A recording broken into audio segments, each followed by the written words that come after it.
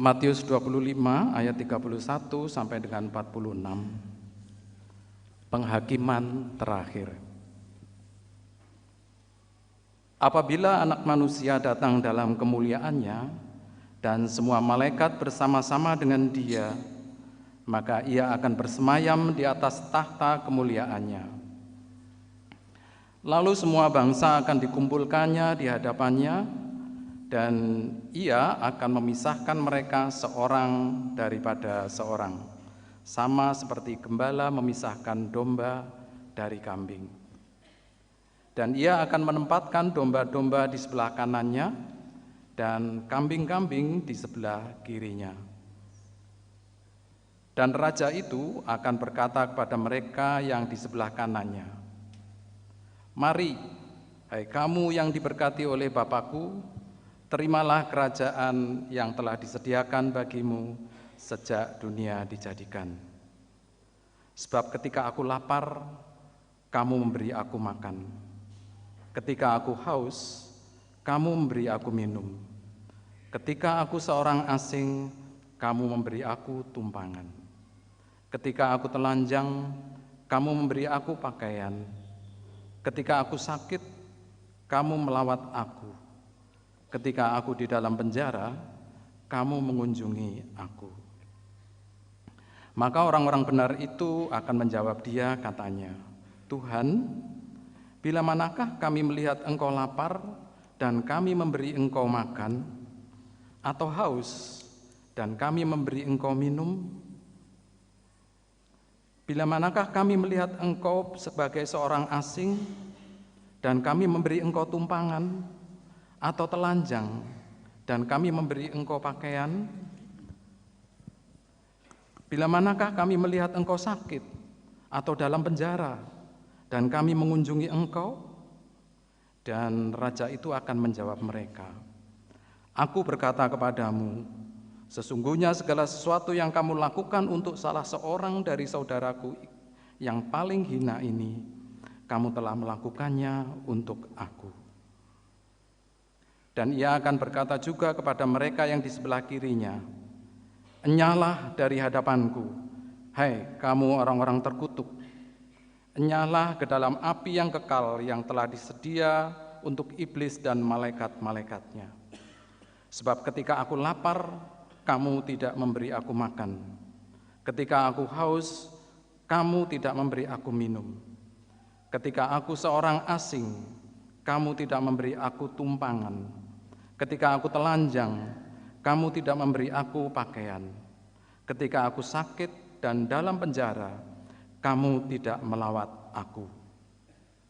Lalu mereka pun akan menjawab Dia, katanya, "Tuhan, bila manakah kami melihat Engkau lapar atau haus, atau sebagai orang asing, atau telanjang, atau sakit, atau dalam penjara, dan kami tidak melayani Engkau?"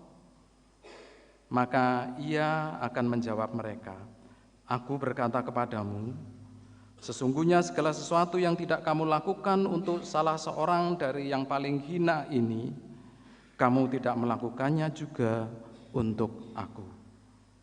Dan mereka ini akan masuk ke tempat siksaan yang kekal, tetapi orang benar ke dalam hidup yang kekal. Demikian kesaksian firman Tuhan. Berbahagialah semua orang yang di dalam hidupnya senantiasa percaya kepada sabda Tuhan.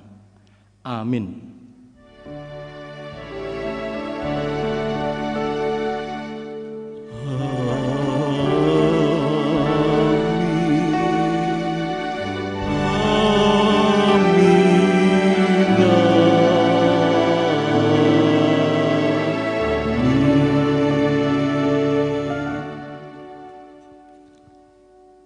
Ibu bapak dan saudara-saudara yang dikasihi Tuhan, saya akan bercerita tentang pengalaman saya ketika kuliah. Ada dua cerita pendek ketika saya kuliah di sekolah teologi. Cerita yang pertama, pada suatu siang, saya dengan teman-teman mahasiswa sedang ngobrol, duduk-duduk di depan perpustakaan. Kemudian melintas di depan kami, dosen kami, Dr. Van den N, ahli sejarah dari Belanda. Dia menyapa kami, "Selamat siang.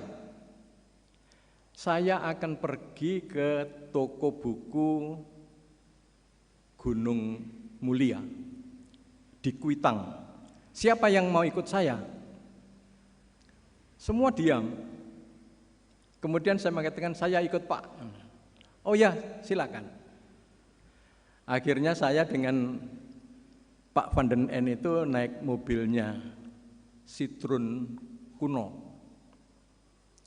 Begitu melewati lampu merah di Jalan Diponegoro,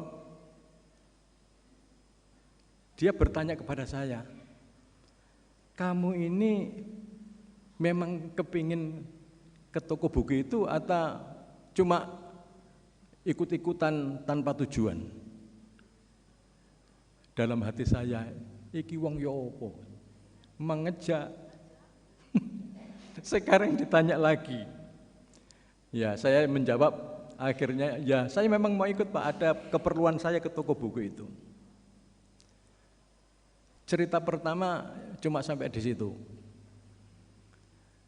Kesimpulan saya, dosen ini tidak begitu percaya kepada saya. Entah tidak percaya kepada saya, entah tidak percaya kepada orang Indonesia. Karena memang dia dosen baru di situ.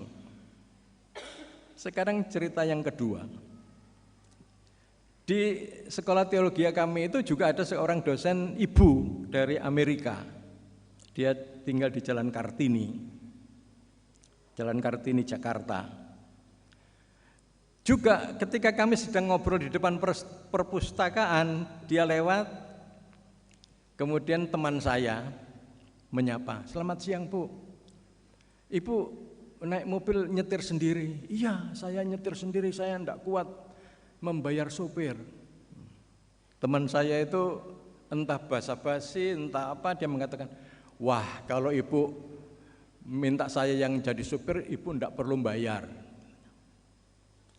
Apa komentar ibu dari Amerika ini? Dia mengatakan, "Wah, setahu saya kalau enggak bayar itu biasanya lebih mahal daripada yang bayar." Teman saya enggak ngomong, diem saja. Ini ada dua dosen, satu dari Belanda, satu dari Amerika. Podo gak percaya yang wong Indonesia. Ngomong apa saja ditanggapi secara berbeda. Nah, sekarang saya mau mengadakan penelitian. Baru saja saya mengadakan penelitian pagi tadi. Waktu cawisan itu diumumkan bahwa yang mau CD supaya datang jam 6:30. Saya bawa datanya sekarang. Yang datang in time lebih baik dari on time. Itu cuma 2. Yang lainnya itu lewat. Dan ini kayaknya entah di Indonesia, entah di mana. Itu kalau namanya jam itu selalu boleh ditawar. Boleh lewat 5 menit, boleh lewat 10 menit. Jadi kebenaran kesepakatan ini nilainya cuma 20%. 20% betul, 80% tidak benar. Ibu bapak dan saudara-saudara hidup di dalam budaya yang enggak pasti. Hidup di dalam budaya yang tidak bisa dipegang dengan benar. Itu menyulitkan orang. Dan Sabda Tuhan di dalam Matius 25 itu menggambarkan betapa Tuhan Yesus itu tahu kalau manusia itu sulit dipercaya. Banyak orang mengatakan kenal Tuhan, baik hubungannya dengan Tuhan, tetapi jauh di dalam praktek sehari-harinya. Sehingga dia mengatakan kepada orang-orang yang dicatat oleh Matius pasal 25, karena orang-orang itu masih ngotot, Tuhan, bila manakah kami melihat engkau lapar atau haus atau sebagai orang asing atau telanjang atau sakit atau dalam penjara dan kami tidak melayani engkau? Maka ia akan menjawab mereka, aku berkata kepadamu sesungguhnya segala sesuatu yang tidak kamu lakukan untuk salah seorang dari yang paling hina ini, kamu tidak melakukannya juga untuk aku. Jadi Tuhan Yesus itu tidak ingin kita itu mempunyai ilmu yang tinggi. Tuhan Yesus tidak ingin teologi yang muluk-muluk tentang kebenaran. Tuhan hanya ingin mengajarkan kalau kamu kepingin ketemu Tuhan,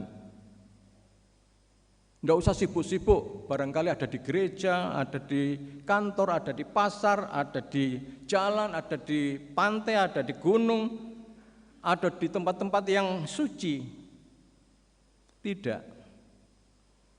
Tidak sulit ketemu dengan Tuhan menurut Tuhan Yesus. Kalau kita ingin ketemu Tuhan menurut Tuhan Yesus, pergilah ke orang yang sakit. Pergilah ke orang yang susah. Pergilah ke orang yang kekurangan makan. Pergilah ke orang yang menderita karena kebenaran. Di situ kamu akan ketemu Tuhan. Amin.